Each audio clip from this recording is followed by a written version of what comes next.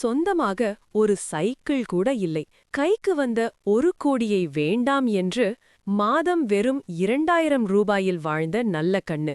கதை தெரியுமா? தமிழக அரசியலின் அறம் என்கிற சொல்லுக்கு உருவம் கொடுத்தால் அது முதுபெரும் இந்திய கம்யூ தலைவர் நல்ல கண்ணுவாகத்தான் இருக்கும். 101வது வயதில் அவர் இன்று விடை பெற்றிருப்பது ஒரு கட்சியின் இழப்பல்ல, இந்த மண்ணின் அரசியல் எளிமையின் மறைவு.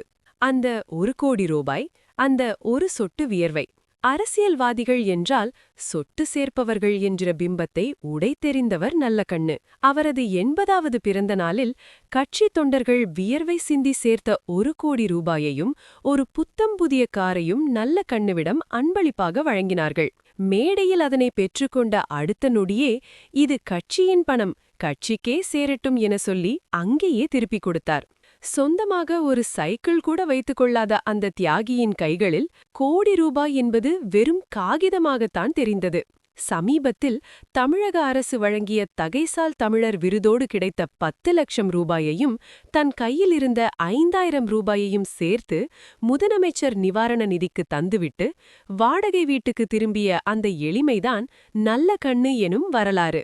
தன்னிடம் இருந்ததை எல்லாம் கொடுத்துவிட்டு கட்சியின் மாதம் 2000 ரூபாய் ஊதியத்தில் வாழ்ந்து கொண்டிருந்தார்.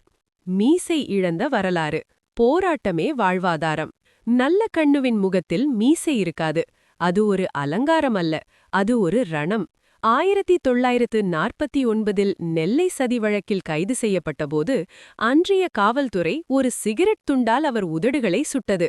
அந்த தழும்பை தாங்கிய நல்ல கண்ணு, காவல்துறையின் அடக்குமுறைக்கு அடையாளமாக இனி என் முகத்தில் மீசை இருக்காது என சபதமேற்று மரணம் வரை அதை மாற்றிக்கொள்ளவில்லை.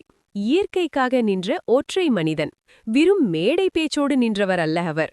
85 வயதில் தாமிரபரணி ஆற்றில் மணல் கொள்ளையை தடுக்க நீதிமன்றம் சென்று போராடி 5 ஆண்டுகளுக்கு தடை வாங்கிக் கொடுத்தார்.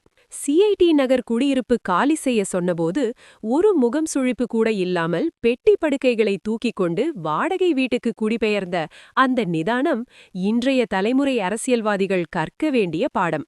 பெரியார் தமிழ்நாட்டின் ஒரு கண் என்றால் நல்ல கண்ணு மற்றொரு கண். கலைஞர் கருணாநிதி ஒரு முறை சொன்ன இந்த வார்த்தைகள் இன்று உண்மையாகிவிட்டன. தமிழகம் இன்று தன் ஒரு கண்ணை இழந்து நிற்கிறது. துவைத்து போட்ட வேட்டி, துருப்பிடிக்காத நேர்மை.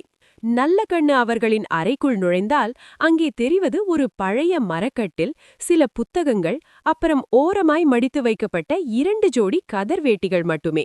தமிழகத்தின் மிகப்பெரிய கம்யூனிஸ்ட் இயக்கத்தின் மாநில செயலாளராக பல ஆண்டுகள் இருந்த ஒரு மனிதர் தன் வாழ்நாளின் கடைசி மூச்சு வரை ஒரு வாடகை வீட்டின் சின்னஞ்சிறிய அறையில்தான் வாழ்ந்தார் என்பது இன்றைய கார்ப்பரேட் அரசியல்வாதிகளுக்கு ஒரு புரியாத புதிர். சாலையில் நடந்து சென்றால் ஒரு சாதாரண குடிமகனைப் போல பேருந்துக்காக காத்திருப்பார்.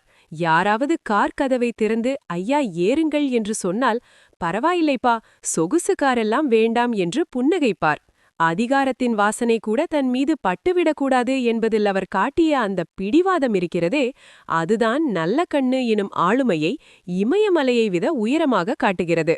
அந்த ஒற்றை வேட்டி மனிதனின் மறைவு தமிழ் மண்ணின் ஒரு தார்மீக குரலை மௌனமாக்கிவிட்டது. நல்ல கண்ணு நம்மிடமிருந்து விடை பெற்றார். அவர் விட்டுச் சென்றது சொத்துக்களை அல்ல, ஒரு சொட்டு கூட கரைபடியாத நேர்மையை.